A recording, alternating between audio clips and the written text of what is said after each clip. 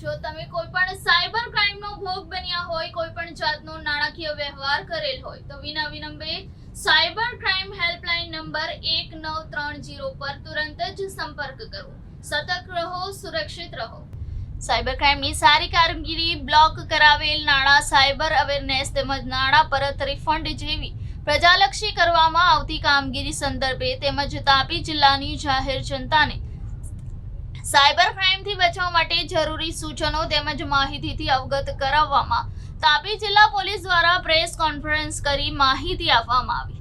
Cyber ક્રાઇમનો ભોગ બનેલ 28,000 bank ખાતાઓ unfreeze કરવામાં આવેલ છે, જે પગલે પીડિતોને નોંધપાત્ર રાહત મળશે, જે ખોટી રીતે પેમેન્ટ સ્વીકારીને છેતરપિંડીનો ભોગ બન્યા હતા। સાયબર ક્રાઇમના ભોગથી બચવા શું કરવું, શું ન કરવા બાબતે પણ માહિતી આપવામાં આવી હતી। ઓપરેટિંગ સિસ્ટમ અપડેટ કરતા રહેવું, બેંકના નામે આવતા બોગસ કોલ, વિશિંગ કોલોથી બચવું, ઓનલાઈન ખરીદી કરતી વખતે કેશ ઓન ડિલિવરી ઓપ્શન જ પસંદ કરવી, ઓટીપી નંબર આપવો નહીં, એટીએમ મશીનમાં એટીએમ કાર્ડનો ઉપયોગ કરતી વખતે કોઈ અજાણ્યા ઇસમની મદદ લેવી નહીં, મોબાઈલ નંબર વગેરે લોકો સાથે ક્યારેય શેર કરવો નહીં, સોશિયલ નેટવર્કિંગ સાઇટ પર તમારી અથવા તમારા કમ્પ્યુટરનો પાસવર્ડ કોઈને પણ આપવો નહીં, કોમ્પ્યુટરમાં ક્યારેય પણ પાસવર્ડ સેવ રાખવો નહીં। આજના સમયની અંદર સાયબર ક્રાઇમ એ ખૂબ જ મોટો પડકાર છે। આ સાયબર ક્રાઇમને નાથવા માટે ગુજરાત સરકાર તરફથી ગુજરાત રાજ્યના તમામ જિલ્લાઓની અંદર સાયબર ક્રાઇમ પોલીસ સ્ટેશનની સ્થાપના પણ કરવામાં આવી છે, જેની અંદર પીઆઈ કક્ષાના, પીએસઆઈ કક્ષાના અને સાયબર ક્રાઇમ વિશે જાણકાર એવા પોલીસ માણસોની નિમણૂક પણ કરવામાં આવી છે। સાયબર ક્રાઇમમાં મોટાભાગે કોઈપણ કોલ અથવા ઓટીપી વગેરે આવવાથી તેમના બેંક એકાઉન્ટમાંથી, ભોગ બનનારના બેંક એકાઉન્ટમાંથી પૈસા ઉપડી જવાના બનાવો ખૂબ ધ્યાને આવતા હોય છે। આ જ બનાવોમાં વિક્ટીમના પૈસા ફ્રીઝ કરાવવા અને એને પૈસા પાછા અપાવવા માટે રાજ્ય સ્તરે અને જિલ્લા સ્તરે પોલીસ એજન્સીઓ દ્વારા કામગીરી કરવામાં આવે છે।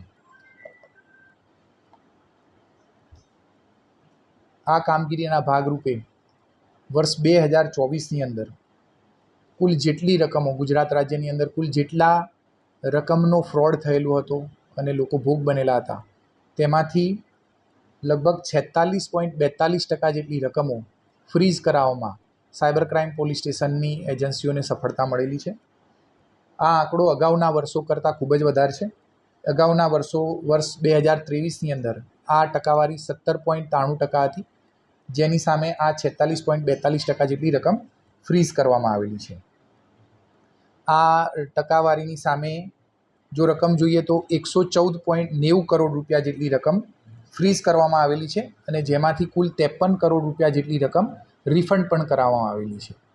એટલે કે જે આ રીતના ફાઇનાન્શિયલ ફ્રોડનો ભોગ બનેલા હોય સાયબર ક્રાઇમનો, એવા લોકોની કુલ 53 કરોડ રૂપિયા રકમ તેમના ખાતાઓમાં પરત કરી દેવામાં આવેલી છે। અને આ જ સરખામણી જો આપણી જિલ્લા વાઇઝની જોઈએ તો તાપી જિલ્લાની અંદર કુલ 97 લાખ જેટલી રકમ ફ્રીઝ કરાવવામાં આવેલી હતી અને તેમાંથી લગભગ 24 લાખ જેટલી રકમ પોતપોતાના એકાઉન્ટમાં પરત કરી દેવામાં આવેલી છે। આ એકાઉન્ટ ફ્રીઝ થવાની સાથે જ એવી બાબત પણ ધ્યાનમાં આવેલી હતી કે કેટલાક એવા એકાઉન્ટ પણ આની અંદર ફ્રીઝ થતા હતા કે જેની અંદર જે ગુનાની રકમ હોય અથવા તો જે ફ્રોડની ડિસ્પ્યુટેડ એમાઉન્ટ હોય એ ખૂબ ઓછી હોય અને એની સામે એ એકાઉન્ટના ટ્રાન્ઝેક્શન બીજા પણ થતા હોય અને એની અંદર જે વેપારી વર્ગ અથવા તો જે સામાન્ય જનતા હોય એ પણ એમાં હેરાન થતી હતી કે કોઈ કારણસર એમના એકાઉન્ટ પણ ફ્રીઝ થતા હતા અને આ એકાઉન્ટ ફ્રીઝ થયા બાદ એમના ફાઇનાન્શિયલ ટ્રાન્ઝેક્શન અટકી જતા હતા। તો સાયબર ક્રાઇમની એક આગવી પહેલ કરીને હવે એવી એક નવી પોલિસી નક્કી કરવામાં આવી છે કે આવા એકાઉન્ટની અંદર જેટલી રકમ ડિસ્પ્યુટેડ હશે એટલી રકમ જ ફ્રીઝ કરવામાં આવશે, આખી રકમો ફ્રીઝ કરવામાં નહીં આવે અને આવા જે એકાઉન્ટોના આ પ્રકારના ફ્રોડ સાથે સંકળાયેલા નહોતા અને તેઓ ફ્રીઝ કરવામાં આવેલા હતા તેવા એકાઉન્ટોને અનફ્રીઝ કરવાના પણ શરૂઆત કરી દેવામાં આવેલી છે અને અત્યાર સુધીમાં લગભગ 28,000 જેટલા આ પ્રકારના એકાઉન્ટો અનફ્રીઝ કરવામાં આવેલા છે।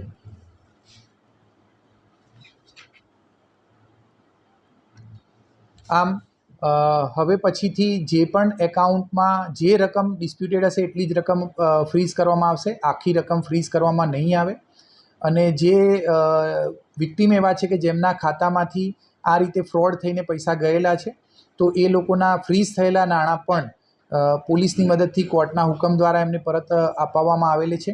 તો આ બંને બાબતોએ આ મીડિયાના માધ્યમથી હું તમામ તાપી જિલ્લાની જનતાને પણ એક અપીલ કરીશ કે તમારી સાથે જો આ પ્રકારનું કોઈ ફ્રોડ થયેલું હોય, તમારા નાણાં ફ્રીઝ થયેલા હોય, તમારું એકાઉન્ટ ફ્રીઝ થયેલું હોય તો એ તાત્કાલિક સાયબર ક્રાઇમ પોલીસ સ્ટેશનનો સંપર્ક કરવો. અને જો તમારા નાણાં કોઈ ફ્રીઝ થયેલા હોય એવું તમારા ધ્યાન પર હોય અને તમને પરત ન મળેલા હોય તો તે પણ તમે સાયબર ક્રાઇમ પોલીસ સ્ટેશનનો સંપર્ક કરો અને કોર્ટના હુકમ બાદ તમારા એ નાણાં તમે પરત મેળવી શકશો. Thank you.